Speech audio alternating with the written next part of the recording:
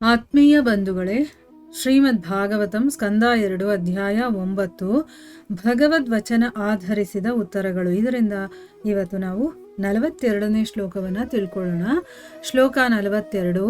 ಮಾಯಾಂ ವಿವಿದಿಶನ್ ವಿಷ್ಣೋರ್ಮಾಯೇಶಸ್ಯ ಮಹಾಮುನಿಃ ಮಹಾಭಾಗವತೋ ರಾಜನ್ ಪಿತರಂ ಪರ್ಯತೋಷಯತ್. ಅನುವಾದ: ಎಲೈ ದೊರೆಯೇ, ನಾರದರು ಸಕಲ ಋಷಿಗಳಲ್ಲಿ ಹಾಗೂ ಸಕಲ ಭಕ್ತರಲ್ಲಿ ಶ್ರೇಷ್ಠರಾದವರಾಗಿದ್ದಾರೆ. ಅವರು ತಮ್ಮ ತಂದೆಯನ್ನು ಸಂತುಷ್ಟಗೊಳಿಸಿ ಸಕಲ ಶಕ್ತಿಗಳ ಒಡೆಯನಾದ ವಿಷ್ಣುವಿನ ಎಲ್ಲ ಶಕ್ತಿಗಳನ್ನು ತಿಳಿಯಲು ಇಚ್ಛಿಸಿದರು. ಇದು ಶ್ಲೋಕ ಮತ್ತು ಅದರ ಅನುವಾದ. ಈಗ ಭಾವಾರ್ಥದ ಮೂಲಕ ನಾವು ಇದರ ಅರ್ಥವನ್ನು ತಿಳ್ಕೊಳ್ಳೋದಕ್ಕೆ ಪ್ರಯತ್ನ ಮಾಡೋಣ.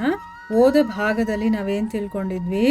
ಶುಕಮುನಿಗಳು ಪರೀಕ್ಷಿತ ಮಹಾರಾಜನಿಗೆ ಈಗ ಹೇಗೆ ಈ ಸೃಷ್ಟಿ ಕಾರ್ಯ ನಡೀತು ಅನ್ನೋದು ಹೇಳೋದಕ್ಕೆ ಶುರು ಮಾಡ್ತಾ ಇದ್ದಾರೆ. ಒಂದಾನೊಂದು ಕಾಲದಲ್ಲಿ ಅಂತಂದರೆ ಯಾವುದೋ ಹಿಂದೆ ಯಾವಾಗಲೂ ನಡೆದಿರುವಂಥದ್ದು, ಜೀವಿಗಳ ಪೂರ್ವಜನಾಗಿರುವಂಥವನು ಮತ್ತು ಧರ್ಮಗಳ ಪಿತ ಅಂದರೆ ತಂದೆಯಾಗಿರುವಂಥ ಬ್ರಹ್ಮ ಸಕಲ ಜೀವಿಗಳ ಕಲ್ಯಾಣಕ್ಕೋಸ್ಕರ, ತನ್ನ ಉದ್ದೇಶದ ಪೂರೈಕೆಗೋಸ್ಕರ ಅವನೇನು ಮಾಡ್ತಾನೆ? ನಿಯಂತ್ರಣ ತತ್ವದ ಕಾರ್ಯದಲ್ಲಿ ತೊಡಗ್ತಾನೆ. ಅಂದರೆ ನಮಗೆ ಒಳ್ಳೇದು ಮಾಡಬೇಕು ಮತ್ತು ಅವನು ಅಂದ್ಕೊಂಡಿರುವಂಥ ಒಂದು ಕೆಲಸನೂ ಆಗಬೇಕು. ಅದಕ್ಕೋಸ್ಕರ ಅವನು ನಿಯಂತ್ರಣದ ತತ್ವ ಅಂದರೆ ನಮ್ಮ ಮೇಲೆ ನಿಯಂತ್ರಣವನ್ನು ಇಡೋದು. ಈ ಸೃಷ್ಟಿಯನ್ನು ರಚನೆ ಮಾಡಿರ್ತಾನಲ್ಲ, ಅದೆಲ್ಲ ಯಾಕೆ ಮಾಡಿದ್ದಾರೆ ಅಂತಂದರೆ ನಮ್ಮ ಒಳಿತಿಗೋಸ್ಕರ. ಅದೇನು ಅಂತ ಮುಂದೆ ನಮ್ಗೆ ಗೊತ್ತಾಗ್ತಾ ಹೋಗುತ್ತೆ. ಆಮೇಲೆ ಇನ್ನೇನು ತಿಳ್ಕೊಂಡಿದ್ವಿ? ಬ್ರಹ್ಮನ ಔರಸ ಪುತ್ರರು ಇರ್ತಾರಲ್ಲ, ಅದರಲ್ಲಿ ಆ ಬ್ರಹ್ಮನಿಗೆ ತುಂಬ ಇಷ್ಟ ಆಗಿರೋದು ಯಾರಪ್ಪ ಅಂತಂದರೆ ನಾರದರು. ಆ ನಾರದ ಮುನಿಗಳು ಕೂಡ ತನ್ನ ತಂದೆಯ ಸೇವೆಗೆ ಸದಾ ಸಿದ್ಧರಾಗಿದ್ದು, ಅವರ ಸದ್ವರ್ತನೆ ಮತ್ತು ವಿನಯ ಮತ್ತು ಇಂದ್ರಿಯಗಳನ್ನು ನಿಗ್ರಹ ಮಾಡಿ ಕಟ್ಟುನಿಟ್ಟಾಗಿ ತನ್ನ ತಂದೆಯ ಉಪದೇಶಗಳನ್ನು ಅನುಸರಣೆ ಮಾಡ್ತಾನೆ. ಈಗ ನಾವೇನು ಮಾಡ್ತೀವಿ? ಭಾಗವತದಲ್ಲಿ ಹೇಳಿದ್ದಾರೆ ಏನೇನು ಮಾಡಬೇಕು ಏನೇನು ಮಾಡಬಾರ್ದು ಅಂತ, ಆದರೆ ನಾವು ಕೇಳಿಸ್ಕೊಳ್ಳೋದು ಸರಿಯಾಗಿಲ್ಲ.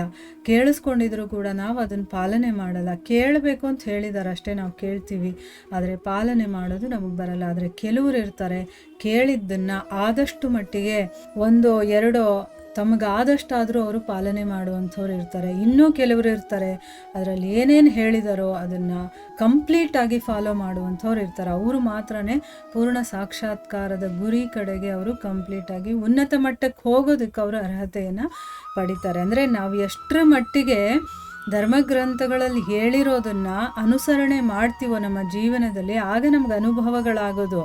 ಅನುಭವ ಆಗಲಿಲ್ಲ ಅಂತಂದರೆ ನಾವೇನೂ ತಿಳ್ಕೊಳ್ಳೋದಕ್ಕೆ ಸಾಧ್ಯ ಇಲ್ಲ. ನಾವು ತಿಳ್ಕೊಂಡಿದ್ದನ್ನು ನಾವು ಪ್ರಾಕ್ಟಿಕಲಾಗಿ ಮಾಡಿದಾಗಲೇ ನಮಗೆ ಅನುಭವ ಅಂತ ಆಗೋದು. ಅದಕ್ಕೆ ಇಲ್ಲಿ ನಾರದ ಮುನಿಗಳು ಅಂಥ ವ್ಯಕ್ತಿ.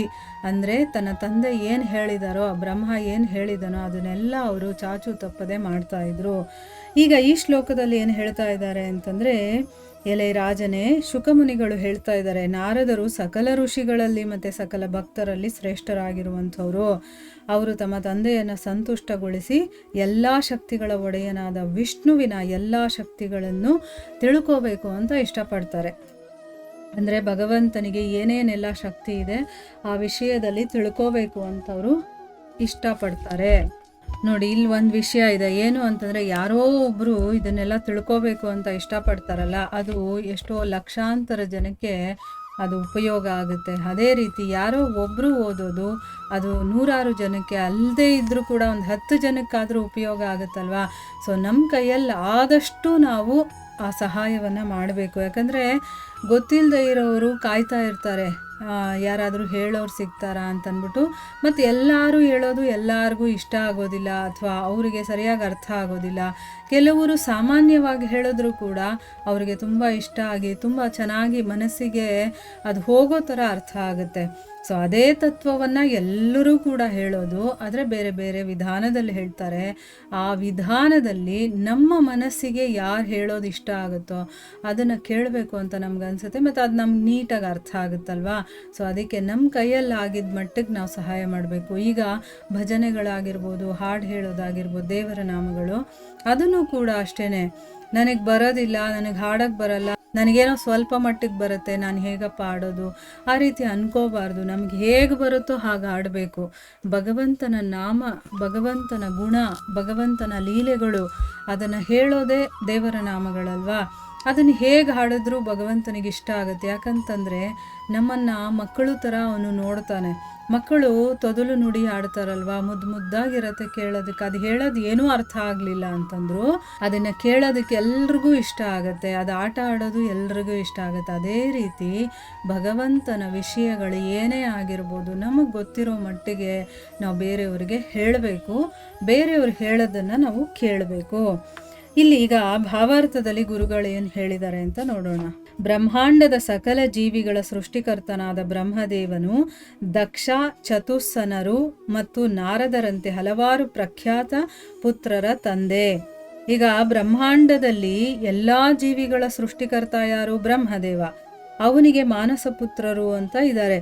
ಆ ಪ್ರಖ್ಯಾತ ಪುತ್ರರಲ್ಲಿ ಯಾರು ಮುಖ್ಯರು ಅಂತಂದ್ರೆ ಈಗ ದಕ್ಷರು ಕೂಡ ಬ್ರಹ್ಮದೇವನಿಂದ ಸೃಷ್ಟಿ ಆದಂಥವರು.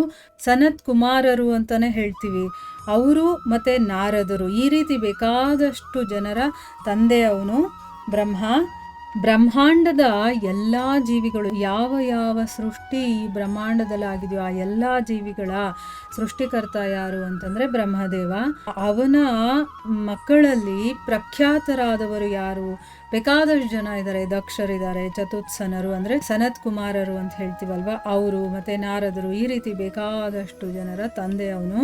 ವೇದಗಳಿಂದ ಪ್ರಚುರವಾದ ಮಾನವ ಜ್ಞಾನದ 3 ವಿಭಾಗಗಳಲ್ಲಿ ಅಂದರೆ ಕಾಮ್ಯಕರ್ಮ, ಕರ್ಮಕಾಂಡ, ದಿವ್ಯ ಜ್ಞಾನ, ಜ್ಞಾನಕಾಂಡ ಮತ್ತು ಭಕ್ತಿ ಸೇವೆ ಅಂದರೆ ಉಪಾಸನಾ ಕಾಂಡಗಳಲ್ಲಿ ದೇವಋಷಿ ನಾರದರು ಭಕ್ತಿ ಸೇವೆಯನ್ನು ತಮ್ಮ ತಂದೆಯಿಂದ ಪಿತ್ರಾರ್ಜಿತವಾಗಿ ಪಡೆದರು. ಈಗ ಬ್ರಹ್ಮನಿಗೆ ಬೇಕಾದಷ್ಟು ಜನ ಮಕ್ಕಳಿದ್ದಾರೆ, ಅದರಲ್ಲಿ ಪ್ರಖ್ಯಾತರಾಗಿರುವಂಥವರು ಇದ್ದಾರೆ. ಈಗ ಈ ವೇದಗಳಿಂದ ನಮಗೆ ಹೇಳಿದಾರಲ್ಲ, ವೇದಗಳ ಮೂಲಕ ನಮಗೆ ಜ್ಞಾನವನ್ನು ಕೊಟ್ಟಿದ್ದಾರಲ್ಲ, ಆ ಒಂದು ಜ್ಞಾನದಲ್ಲಿ 3 ವಿಭಾಗ ಇದೆ. ಒಂದು ಕರ್ಮಕಾಂಡ, 2ನೇದು ಜ್ಞಾನಕಾಂಡ, 3ನೇದು ಉಪಾಸನಾ ಕಾಂಡ. ಕರ್ಮಕಾಂಡ ಅಂತಂದ್ರೇನು? ಕಾಮ್ಯ ಕರ್ಮಗಳು, ನಾವೇನೋ ಒಂದು ಕಾಮನೆಯನ್ನು ಇಟ್ಕೊಂಡು ಕೆಲಸ ಮಾಡುವಂಥದ್ದು. ಜ್ಞಾನಕಾಂಡ ಅಂತಂದ್ರೆ ಏನು? ದಿವ್ಯವಾದಂತಹ ಜ್ಞಾನವನ್ನು ಕೊಡುವಂಥದ್ದು, ಅಲೌಕಿಕ ಜ್ಞಾನ ಅಂತ ಹೇಳ್ತೀವಲ್ಲ ಅದನ್ನು ಕೊಡುವಂಥದ್ದು. ಉಪಾಸನಾ ಕಾಂಡ ಅಂತಂದ್ರೇನು? ಭಕ್ತಿ ಸೇವೆ ಅಂದರೆ ಭಕ್ತಿ ಮಾಡುವಂಥದ್ದು, ಭಗವಂತನನ್ನ ಪ್ರೀತಿಸೋದು, ಅವನ ಸೇವೆ ಮಾಡೋದು. ಇದು ಈ ರೀತಿ 3 ಮಾರ್ಗಗಳಿದೆ. ದೇವಋಷಿ ನಾರದರು ಯಾವುದನ್ನ ಆರಿಸ್ಕೊಳ್ತಾರೆ? ಉಪಾಸನಾ ಕಾಂಡ. ಅದನ್ನ ಅವರು ತಮ್ಮ ತಂದೆಯಿಂದ ಪಿತ್ರಾರ್ಜಿತವಾಗಿ ಪಡೆದ್ರು. ಈಗ ನಾವೆಲ್ಲ ಪಿತ್ರಾರ್ಜಿತವಾಗಿ ಏನು ಪಡಿತೀವಿ? ಆಸ್ತಿ ಪಡಿತೀವಿ, ದುಡ್ಡು, ಹಣ, ಸಂಪತ್ತು. ಇದ್ಯಾವುದು ನಮ್ಮ ಹಿಂದೆ ಬರಲ್ಲ. ಆದರೂ ನಾವು ಅದಕ್ಕೋಸ್ಕರ ಹೊಡೆದಾಡ್ತೀವಿ, ಕೋರ್ಟು ಕಚೇರಿಗೆ ಅಲಿತೀವಿ, ಕೊಲೆಯನ್ನು ಕೂಡ ಮಾಡ್ತೀವಿ. ಆದರೆ ನಿಜವಾದ ಆಸ್ತಿ ಯಾವುದು ಅಂತಂದರೆ ಆಧ್ಯಾತ್ಮಿಕವಾಗಿ ನಾವು ಏನು ಪಡ್ಕೊಂಡಿರ್ತೀವೋ ಅದು ನಿಜವಾದರೂ ಪಿತ್ರಾರ್ಜಿತವಾದಂಥ ಆಸ್ತಿ. ದಕ್ಷರು ತಮ್ಮ ತಂದೆಯಿಂದ ಕಾಮ್ಯಕರ್ಮವನ್ನು ಪಡೆದ್ರು. ಈಗ ದಕ್ಷ ಮಹಾರಾಜನಿಗೆ ಏನು ಸಿಕ್ತು? ಕಾಮ್ಯಕರ್ಮವನ್ನು ಪಡ್ಕೊಳ್ತಾರೆ. ಕಾಮ್ಯಕರ್ಮದಿಂದ ಹೇಗೆ ನಾವು ಭಗವಂತನ ಸಾಕ್ಷಾತ್ಕಾರ ಪಡ್ಕೊಳ್ಳೋದು ಅನ್ನೋದ್ರ ಬಗ್ಗೆ ಅವರು ತಿಳ್ಕೊಳ್ತಾರೆ. ಸನಕ ಸನಾತನರು ತಮ್ಮ ತಂದೆಯಿಂದ ಜ್ಞಾನಕಾಂಡ ಅಥವಾ ದಿವ್ಯ ಜ್ಞಾನದ ಮಾಹಿತಿಯನ್ನು ಪಿತ್ರಾರ್ಜಿತವಾಗಿ ಪಡೆದರು. ಈಗ ಅವನು ತಂದೆ ಮಕ್ಕಳಿಗೆ ಎಲ್ಲರಿಗೂ ಹಂಚಿದ್ದಾನೆ, ಒಬ್ಬೊಬ್ರಿಗೆ ಒಂದೊಂದನ್ನು ಹಂಚಿದ್ದಾನೆ. ಏನು? ನಾರದ ಮುನಿಗಳಿಗೆ ಭಕ್ತಿಯನ್ನು ಕೊಟ್ಟಿದ್ದಾನೆ, ದಕ್ಷನಿಗೆ ಕಾಮ್ಯಕರ್ಮವನ್ನು ಕೊಟ್ಟಿದ್ದಾನೆ, ಸನಾತನರಿಗೆ ಜ್ಞಾನಕಾಂಡವನ್ನು ಕೊಟ್ಟಿದ್ದಾನೆ. ಈಗ ನಮಗೆ ಗೊತ್ತಾಯ್ತಲ್ಲ ಸ್ವಲ್ಪ ಮಟ್ಟಿಗೆ.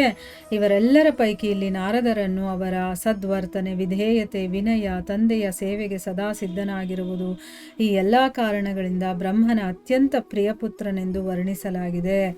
ಮತ್ತು ನಾರದರು ಸಕಲ ಋಷಿಗಳಲ್ಲಿ ಮಹರ್ಷಿಗಳೆಂದು ಪ್ರಖ್ಯಾತರು, ಏಕೆಂದರೆ ಅವರು ಸಕಲ ಭಕ್ತರಲ್ಲಿ ಮಹಾನ್ ಭಕ್ತರು. ಈಗ ನೋಡಿ, ತಂದೆಯಿಂದ ಇವರೆಲ್ಲ ಪಡ್ಕೊಂಡಿದ್ದಾರೆ. ಇಲ್ಲಿ ನಾರದರು ತುಂಬ ಇಷ್ಟ ಬ್ರಹ್ಮನಿಗೆ ಅಂತ ಹೇಳಿದಾರಲ್ಲ, ಅದು ಯಾಕೆ ಅಂತಂದರೆ ಅವರು ನಡ್ಕೊಳ್ಳುವಂತಹ ರೀತಿ, ಅವರ ವರ್ತನೆ ಇದೆಯಲ್ಲ ಅದು, ಆಮೇಲೆ ಅವರು ವಿಧೇಯರಾಗಿರೋದು, ಮತ್ತು ತಂದೆ ಏನು ಹೇಳ್ತಾರೋ ಅದನ್ನು ಮಾಡೋದಕ್ಕೆ ಸದಾ ತಯಾರಾಗಿರ್ತಾರೆ. ಅದಕ್ಕೋಸ್ಕರ ಈಗ 4 ಜನ ಮಕ್ಕಳು ಒಬ್ಬ ತಂದೆಗಿದ್ದರೆ ಅದರಲ್ಲಿ ತಂದೆ ಹೇಳಿದಾಗೆ ಕೇಳುವಂಥ ಮಗ ಅಂತಂದರೆ ತಂದೆಗೆ ತುಂಬ ಪ್ರೀತಿ ಪಾತ್ರನಾಗಿರ್ತಾನಲ್ವ, ಅದೇ ರೀತಿ ಇಲ್ಲಿ. ಮತ್ತು ನಾರದರು ಕೂಡ ನಾರದರು ಯಾಕೆ ಪ್ರಿಯರು ಅಂತ ಅನ್ನಿಸ್ಕೊಂಡ್ರು ಅಂತ ಹೇಳಿದಾರಲ್ಲ. ಮತ್ತು ನಾರದರು ಋಷಿಗಳಲ್ಲಿ ಮಹರ್ಷಿಗಳು ಅಂತ ಪ್ರಖ್ಯಾತರಾಗಿದ್ದಾರೆ. ಯಾಕೆ ಅಂತಂದರೆ ಅವರು ಎಲ್ಲ ಭಕ್ತರು ಎಷ್ಟು ಜನ ಇದ್ದಾರೋ ಅವರಲ್ಲಿ ಮಹಾನ್ ಭಕ್ತರು, ಭಕ್ತಿಯಲ್ಲಿ ಎಲ್ಲರಿಗಿಂತ ಅಗ್ರಗಣ್ಯರು ಆಗಿದ್ದಾರೆ. ನಾರದರು ಭಗವಂತನ ಅನೇಕ ಪ್ರಖ್ಯಾತ ಭಕ್ತರ ಗುರುಗಳಾಗಿದ್ದಾರೆ. ಅವರು ಪ್ರಹ್ಲಾದ, ಧ್ರುವ ಮತ್ತು ವ್ಯಾಸರಿಂದ ಹಿಡಿದು ಕಾಡಿನ ಬೇಡನಾದ ಕಿರಾತನವರೆಗೆ ಎಲ್ಲರ ಗುರುಗಳು. ಅವರ ಏಕೈಕ ಕರ್ತವ್ಯವೆಂದರೆ ಸಕಲರನ್ನೂ ಭಗವಂತನ ದಿವ್ಯ ಪ್ರೇಮ ಸೇವೆಯಲ್ಲಿ ತೊಡಗಿಸುವುದು. ಆದ್ದರಿಂದ ನಾರದರ ಈ ಎಲ್ಲ ಲಕ್ಷಣಗಳು ಅವರನ್ನು ತಂದೆಯ ಅತ್ಯಂತ ಪ್ರಿಯ ಪುತ್ರನನ್ನಾಗಿಸಿವೆ. ಇವೆಲ್ಲದರ ಕಾರಣವೆಂದರೆ ನಾರದರು ಭಗವಂತನ ಅತ್ಯಂತ ಶ್ರೇಷ್ಠ ಭಕ್ತರಾಗಿದ್ದಾರೆ. ಭಕ್ತರು ಸಕಲ ಶಕ್ತಿಗಳ ಒಡೆಯನಾದ ಪರಮಪ್ರಭು ಭಗವಂತನ ಬಗ್ಗೆ ಹೆಚ್ಚು ಹೆಚ್ಚು ತಿಳಿಯಲು ಸದಾ ಕಾತರರಾಗಿರುತ್ತಾರೆ. ನೋಡಿ, ನಾರದರು ಭಗವಂತನ ಭಕ್ತರಿದಾರಲ್ಲ, ಬೇಕಾದಷ್ಟು ಜನ ಭಕ್ತರಿಗೆ ಅವರು ಗುರುಗಳಾಗಿದ್ದಾರೆ. ಅದಕ್ಕೆ ಎಕ್ಸಾಂಪಲು ಪ್ರಹ್ಲಾದ ಮಹಾರಾಜ, ತಾಯಿಯ ಹೊಟ್ಟೆಯಲ್ಲಿದ್ದಾಗಲೇ ಅವರು ಭಕ್ತಿಯನ್ನು ಪಡ್ಕೊಂಡಿದ್ದಂಥವ್ರು. ಆಮೇಲೆ ಧ್ರುವ ಮಹಾರಾಜ, ಅವನಿಗೂ ಕೂಡ ತಂದೆ ತೊಡೆ ಮೇಲೆ ಕೂತ್ಕೋಬೇಕು, ನಾನು ಅಷ್ಟು ಅರ್ಹತೆಯನ್ನು ಪಡಿಬೇಕು ಅಂತಂದಾಗ ಮಾರ್ಗದರ್ಶನ ಮಾಡಿದವರೇ ನಾರದ ಮುನಿಗಳು. ಇನ್ನು ವ್ಯಾಸ ಮಹರ್ಷಿಗಳು, ಅವರಿಗೆ ಎಲ್ಲ ರಚನೆ ಮಾಡಿದ್ರು ಅವ್ರ ಮನಸ್ಸಿಗೆ ಸಮಾಧಾನ ಸಿಗ್ತಾ ಇರಲಿಲ್ಲ. ಆಗ ಶ್ರೀಮದ್ ಭಾಗವತವನ್ನು ನೀವು ರಚನೆ ಮಾಡಬೇಕು ಅಂತ ಹೇಳಿದವರು ಅವರು. ಈ ರೀತಿ ಕಾಡಿನ ಬೇಡ ಅವನಿಗೂ ಕೂಡ ರಾಮಾಯಣ ಬರೆದ ವಾಲ್ಮೀಕಿ ಮಹರ್ಷಿಗಳಿದಾರಲ್ಲ, ಅವ್ರಿಗೆ ಬೋಧನೆ ಮಾಡಿದವರು ಕೂಡ ಅವರೇನೆ. ಅಂದರೆ ಇಂಥ ಪ್ರಸಿದ್ಧರಾಗಿರುವಂಥ ಮಹಾನ್ ಭಕ್ತರಿರ್ತಾರಲ್ಲ, ಅವರೆಲ್ಲರ ಗುರುಗಳು ಅವರಾಗಿದ್ದಾರೆ. ಅದಕ್ಕೋಸ್ಕರನೇ ನಾರದರ ಈ ಎಲ್ಲ ಲಕ್ಷಣಗಳಿದೆಯಲ್ಲ, ಇದು ತಂದೆಗೆ ತುಂಬ ಇಷ್ಟ ಆಗಿ ಅವರ ಪ್ರೀತಿಯ ಪುತ್ರ ಆಗಿದ್ದಾನೆ. ಇದೆಲ್ಲದರ ಕಾರಣ ಏನಪ್ಪ ಅಂತಂದರೆ ನಾರದರು ಭಗವಂತನ ಅತ್ಯಂತ ಶ್ರೇಷ್ಠ ಭಕ್ತರಾಗಿದ್ದಾರೆ.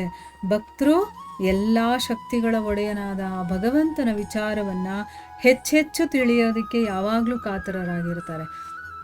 ಇಲ್ಲ ಅಂತಂದರೆ ಎಷ್ಟೊಂದು ಧರ್ಮ ಗ್ರಂಥಗಳು ಬೇಕಾಗಿರಲಿಲ್ಲ, ಭಗವಂತನ ಲೀಲೆಗಳಿರುವಂಥ ಗ್ರಂಥಗಳು ಬೇಕಾದಷ್ಟಿದೆ. ಯಾಕೆ ಇಷ್ಟೆಲ್ಲ ಇಟ್ಟಿದ್ದಾರೆ ಅಂದರೆ ಆ ಭಕ್ತರಿಗೆ ಎಷ್ಟು ಕೇಳಿದ್ರೂ ತೃಪ್ತಿ ಆಗಲ್ಲ, ಇನ್ನೂ ಕೇಳಬೇಕು ಭಗವಂತನ ಲೀಲೆಗಳು ಅಂತ ಅನ್ನಿಸ್ತಾ ಇರುತ್ತೆ. ನೋಡಿ, ನಾವು ಭಕ್ತರೋ ಅಲ್ವೋ ಅನ್ನೋದಕ್ಕೆ ಇದು ಒಂದು ನಮಗೆ ಪರೀಕ್ಷೆ ಥರ. ನಮಗೆ ಹೆಚ್ಚೆಚ್ಚು ಕೇಳಬೇಕು ಅಂತ ಅನ್ನಿಸ್ತಾ ಇದೆ ಅಂತಂದರೆ ನಾವು ನಿಜವಾಗ್ಲೂ ಭಕ್ತಿ ಮಾರ್ಗದಲ್ಲಿ ಒಂದೊಂದು ಹೆಜ್ಜೆ ಮುಂದುವರಿತಾ ಇದ್ದೀವಿ ಅಂತ. ನಮಗೆ ಯಾವಾಗ ಭಗವಂತನ ವಿಚಾರವನ್ನು ಕೇಳೋದಕ್ಕೆ ಬೇಸರಿಕೆ ಅಥವಾ ಒಂಥರ ಬೇಜಾರಾಗೋದು, ಅಯ್ಯೋ ಕೇಳಬೇಕಾ ಅನಿಸುತ್ತಲ್ಲ, ಆಗ ನಾವು ನಿಜವಾಗ್ಲೂ ಭಕ್ತಿ ಮಾರ್ಗದಲ್ಲಿ ಇನ್ನೂ ಕಾಲೇ ಇಟ್ಟಿಲ್ಲ ಅಂತ. ಯಾವಾಗ ಭಗವಂತನ ಬಗ್ಗೆ ಅತೀವವಾದಂಥ ಕಾತುರತೆ ಇರುತ್ತೋ ಕೇಳೋದ್ರಲ್ಲಿ, ಅವನ ಬಗ್ಗೆ ಮಾತಾಡೋದ್ರಲ್ಲಿ, ಆಗ ನಿಜವಾಗ್ಲೂ ನಾವು ಭಕ್ತಿ ಮಾರ್ಗದಲ್ಲಿ ಸರಿಯಾದ ಮಾರ್ಗದಲ್ಲಿದ್ದೀವಿ ಅಂತ ಅರ್ಥ ಆಗುತ್ತೆ. ಭಗವದ್ಗೀತೆಯಲ್ಲಿ 10ನೇ ಅಧ್ಯಾಯ 9ನೇ ಶ್ಲೋಕದಲ್ಲಿ ದೃಢಪಡಿಸಿರುವಂತೆ ಏನು ಆ ಶ್ಲೋಕ ಅಂತಂದರೆ, ಮಚ್ಚಿತ್ತ ಮದ್ಗತ ಪ್ರಾಣ ಬೋಧಯಂತ ಪರಸ್ಪರಂ ಕಥಯಂತಶ್ಚ ಮಾಂ ನಿತ್ಯಂ ತುಷ್ಯಂತಿ ಚ ರಮಂತಿ ಚ. ಅಂದರೆ ಅರ್ಥ ಏನು? ಪರಮಪ್ರಭು ಭಗವಂತನು ಅನಂತಾನಂತನಾಗಿದ್ದಾನೆ, ಅವನ ಶಕ್ತಿಗಳೂ ಅಮಿತವಾದವು, ಯಾರೊಬ್ಬರಿಗೂ ಅದನ್ನು ಸಂಪೂರ್ಣವಾಗಿ ತಿಳಿಯುವುದು ಅಸಾಧ್ಯ. ಬ್ರಹ್ಮನು ಈ ಬ್ರಹ್ಮಾಂಡದಲ್ಲಿ ಶ್ರೇಷ್ಠ ಜೀವಿಯಾದ್ದರಿಂದ ಮತ್ತು ನೇರವಾಗಿ ಭಗವಂತನಿಂದ ಉಪದೇಶಿತನಾದ್ದರಿಂದ ಅವನು ಬ್ರಹ್ಮಾಂಡದಲ್ಲಿರುವ ಎಲ್ಲರಿಗಿಂತ ಹೆಚ್ಚು ತಿಳಿದವನಾಗಿರಬೇಕು. ಆದರೆ ಅಂತಹ ಜ್ಞಾನವು ಪರಿಪೂರ್ಣವಾಗಿರಲಾರದು. ಆದ್ದರಿಂದ ಬ್ರಹ್ಮ ಪರಂಪರೆಯಲ್ಲಿ ಬಂದಿರುವ ಸದ್ಗುರುವಿನಿಂದ ಅನಂತಾನಂತನಾದ ಭಗವಂತನ ಬಗ್ಗೆ ಕೇಳಿ ತಿಳಿಯುವುದು ಪ್ರತಿಯೊಬ್ಬರ ಕರ್ತವ್ಯ. ಆ ಜ್ಞಾನವು ನಾರದರಿಂದ ವ್ಯಾಸರವರೆಗೆ, ವೇದವ್ಯಾಸರಿಂದ ಶುಕಮುನಿಗಳವರೆಗೆ ಹೀಗೆ ಹರಿದು ಬಂದಿದೆ. ಅಂದರೆ ಈ ಶ್ಲೋಕದ ಅರ್ಥ ಏನಪ್ಪ ಅಂತಂದರೆ, ಆ ಭಗವಂತ ಇದ್ದಾನಲ್ಲ, ಅವನು ಅನಂತಾನಂತನಾಗಿದ್ದಾನೆ, ಅವನ ಶಕ್ತಿಗಳು ಕೂಡ ಅಮಿತವಾಗಿರುವಂಥದ್ದು, ಅದಕ್ಕೊಂದು ಮಿತಿ ಅನ್ನೋದೇ ಇಲ್ಲ. ಅದಕ್ಕೋಸ್ಕರನೇ ಭಗವಂತನ ಬಗ್ಗೆ ನಾವು ಕಂಪ್ಲೀಟಾಗಿ ತಿಳ್ಕೊಳ್ಳೋದಕ್ಕಂತೂ ಆಗೋದಿಲ್ಲ. ಬ್ರಹ್ಮ ಈ ಒಂದು ಬ್ರಹ್ಮಾಂಡದಲ್ಲಿ ಶ್ರೇಷ್ಠ ಜೀವಿ ಅಲ್ವಾ, ಅದಕ್ಕೋಸ್ಕರನೇ ನೇರವಾಗಿ ಅವನು ಭಗವಂತನಿಂದಾನೇ ಪಡ್ಕೊಂಡಿದ್ದಾನೆ ಈ ಒಂದು ಜ್ಞಾನವನ್ನು. ಅದಕ್ಕೋಸ್ಕರನೇ ಬ್ರಹ್ಮಾಂಡದಲ್ಲಿ ಎಲ್ಲರಿಗಿಂತ ಹೆಚ್ಚು ತಿಳಿದಿರೋನು ಯಾರು ಅಂತಂದರೆ ಅವನು ಬ್ರಹ್ಮ. ಆದರೆ ಅಂತಹ ಜ್ಞಾನ ಸಂಪೂರ್ಣವಾಗಿ ಇರೋದಿಲ್ಲ. ಅಂದರೆ ಹೆಚ್ಚು ತಿಳ್ಕೊಂಡಿರ್ಬೋದೇ ಹೊರತು ಕಂಪ್ಲೀಟಾಗಿ ತಿಳ್ಕೊಳ್ಳೋದಕ್ಕೆ ಸಾಧ್ಯನೇ ಇಲ್ಲ ಭಗವಂತನ ಬಗ್ಗೆ, ಯಾರಿಂದನೂ ಸಾಧ್ಯ ಇಲ್ಲ. ಅದಕ್ಕೋಸ್ಕರನೇ ಇಲ್ಲಿ ಗುರುಗಳೇನು ಹೇಳ್ತಾ ಇದ್ದಾರೆ ಅಂತಂದರೆ, ಬ್ರಹ್ಮ ಡೈರೆಕ್ಟಾಗಿ ಭಗವಂತನಿಂದ ತಿಳ್ಕೊಂಡಿದ್ದಾನಲ್ಲ, ಅದಕ್ಕೋಸ್ಕರ ಆ ಬ್ರಹ್ಮ ಪರಂಪರೆಯಲ್ಲಿ ಯಾರು ಗುರುಗಳು ಬಂದಿರ್ತಾರೋ ಅವರಿಂದ ನಾವು ಜ್ಞಾನವನ್ನು ಪಡ್ಕೊಳ್ಳೋದು ಪ್ರತಿಯೊಬ್ಬರ ಕರ್ತವ್ಯ ಅಂತ ಹೇಳಿದ್ದಾರೆ. ಆ ಜ್ಞಾನ ನಾರದರಿಂದ ವೇದವ್ಯಾಸರಿಗೆ ಬಂದಿದೆ, ವೇದವ್ಯಾಸರಿಂದ ಶುಕಮುನಿಗಳಿಗೆ ಬಂದಿದೆ, ಹೀಗೆ ಅದು ಹರಿದು ಬರ್ತಾ ಇದೆ ಅಂತಂದ್ಬಿಟ್ಟು ಇಲ್ಲಿ ಹೇಳಿದ್ದಾರೆ. ಇಲ್ಲಿಗೆ ನಾವು ನಿಲ್ಲಿಸೋಣ. ಹರೇ ಕೃಷ್ಣ.